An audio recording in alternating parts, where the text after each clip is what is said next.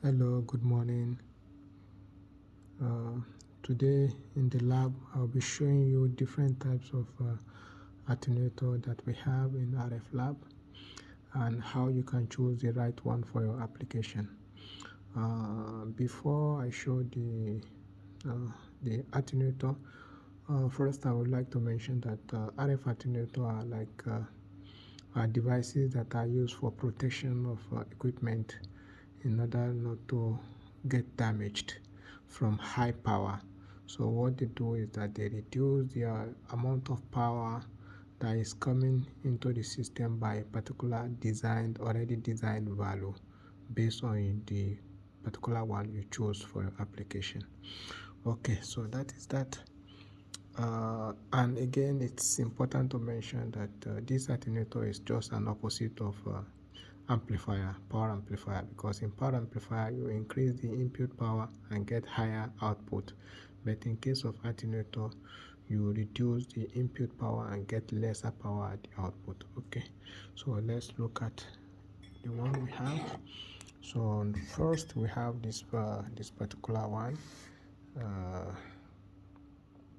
this one, which is a two-port network.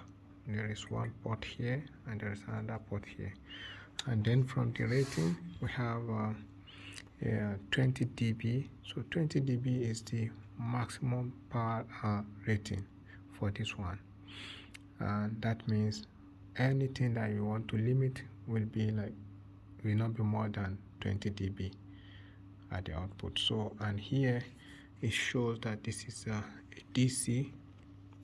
This is DC. Every time you see something denoted by DC in RF lab, it means a zero frequency. It means a zero frequency.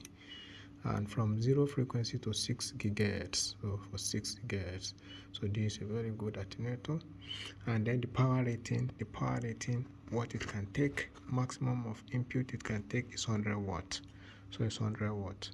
So we'll see later how you can correlate this 100 watt to dB. And from there you can do your calculation and decide which one is good for your application. So this is one type. Let's keep this one side.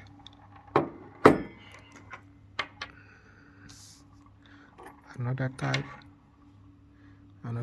is this one.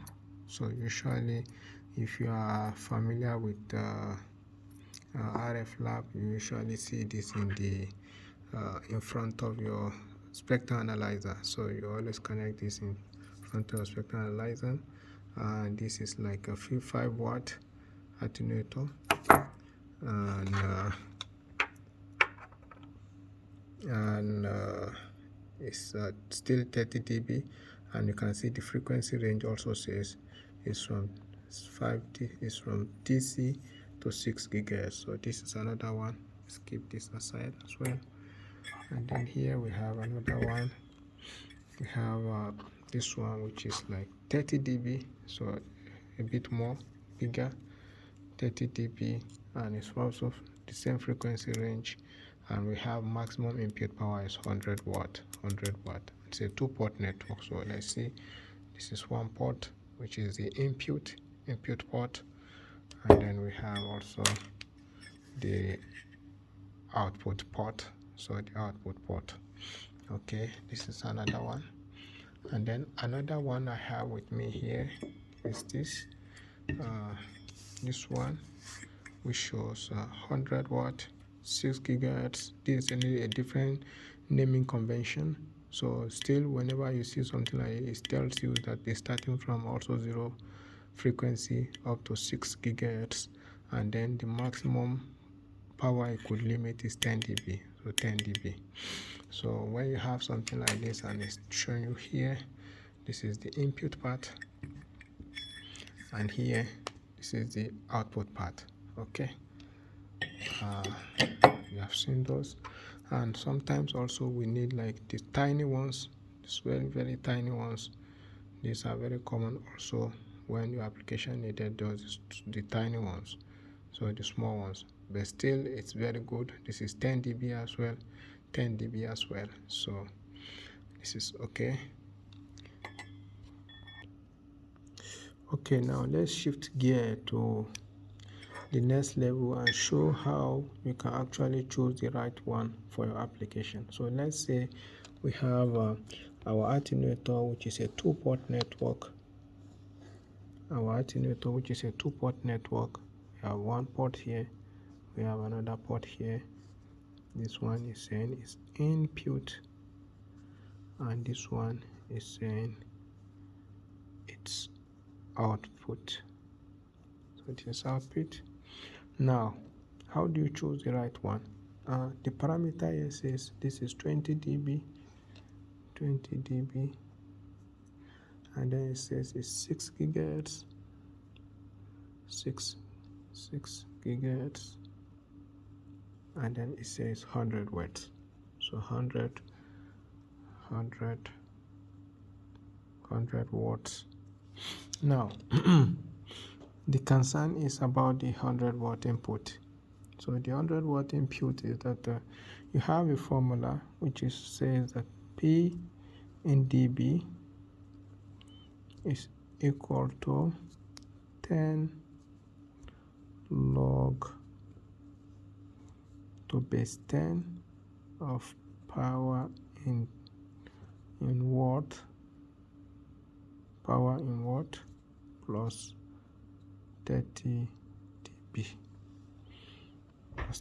dB, okay, plus 30. And here you already have, let's say,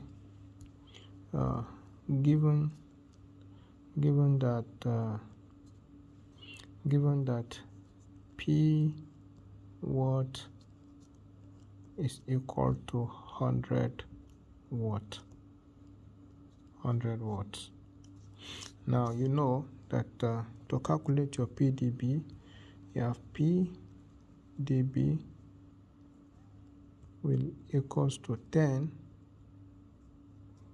log to base 10, and your P watt says is 100 plus 30, okay, right? Okay, so and here you have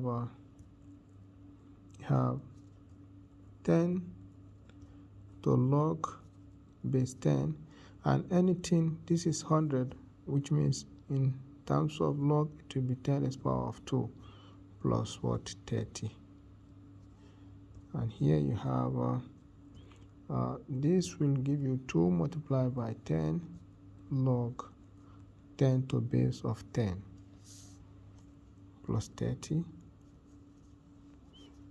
So in that case, what you will have 20 multiplied by 1, because this component will become 1. Log to base, same base will be 1, and then you have plus 30.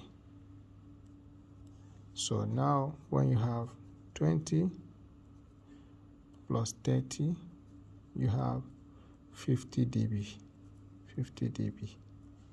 And this 50 dB now tells you that if your attenuator says it's 20 dB, just as we have written here, so it means at the input, if 50 dB is going in, at the output you are going to have, 30 dB, meaning it will be less by 20 dB.